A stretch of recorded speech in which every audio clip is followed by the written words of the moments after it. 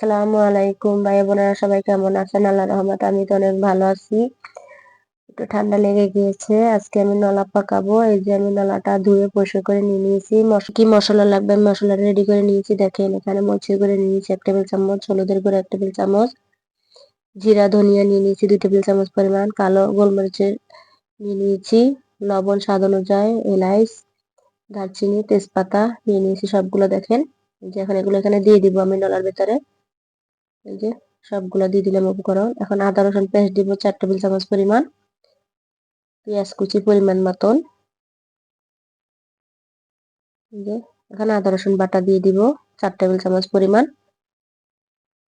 দিয়ে দিলাম।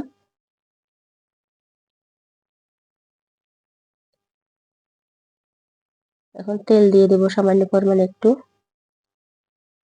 নলা কার কার পছন্দ আমাকে কমেন্ট করে জানাবেন। আর এখন যে দেশের পরিস্থিতি অনেক খারাপ, দেখেন না কি অবস্থা দেশের, তার জন্য আমি ভিডিও ছাড়তে পারতেছি না অনেক দিন ধরে। আরো অনেক দিন ধরে নেট অফ ছিল, তার জন্য ভিডিও দেওয়া হয় নাই। যে দেখেন টাইম পানি দিয়ে দিলাম পরিমাণ মতন। পানিটা দিয়ে এখন সোজা আমি চুলায় বসায় দিব। যে চুলায় বসায় দিলাম এটা ঢাকনা দিয়ে। ঢাকনাটা উঠে দেখাই দিচ্ছি কেমন হয়েছে। কালারটা দেখেন কত সুন্দর লাগতেছে। নলাটা তো শরীরের জন্য সবার জন্য ভালো, বাচ্চাদের জন্য তো বেশি ভালো। এই যে দেখেন সুন্দর করে আমি পাকাই নিচ্ছি নলাটা। আমার নলাটা হয়ে গিয়েছে প্রায়। দেখেন এখন আমি বাগারের জন্য কি কি লাগবে সেটা রেডি করে নিব। এই যে এখানে শুকনো মরিচ দিয়ে দিলাম, পেঁয়াজ কুচি দিয়ে দিলাম পরিমাণ মতন। নলাটা বাগার দিব। ধোয়া যারা কিনে এভাবে দেখা যাচ্ছে না, দেখেন কি ধোয়া উঠতেছে।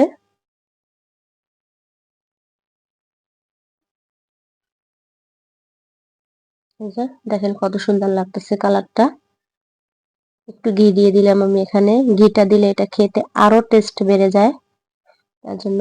এই যে পেঁয়াজটা আমি মরিচটা ভেজে নিব সুন্দর করে। এখন বাগারটা দিয়ে দিব।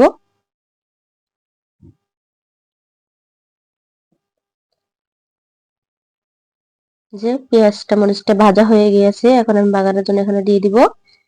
এই যে এখানে দিয়ে দিলাম আমি, ঢালে দিলাম সুন্দর করে। এই যে দেখেন কত সুন্দর তো ফুটে উঠেছে, দেখতে কত সুন্দর লাগতেছে কালারটা। যে আমার নলাটা হয়ে গিয়েছে, আমি এখন একটা প্লেটে পরিবেশন করে দেখাই দিচ্ছি কেমন হয়েছে। দেখেন এই যে আমার নলা রেসিপি যদি আপনাদের ভালো লেগে থাকে লাইক কমেন্ট শেয়ার করে দিবেন। প্লিজ প্লিজ পাশে থাকা সাবস্ক্রাইব বাটনটা বাজিয়ে দিবেন, বন্ধুদের মাঝে শেয়ার করে দিবেন। আর আমার নলা রেসিপি যদি আপনাদের ভালো লেগে থাকে প্লিজ একটা লাইক দিয়ে দিবেন। আসসালামু আলাইকুম।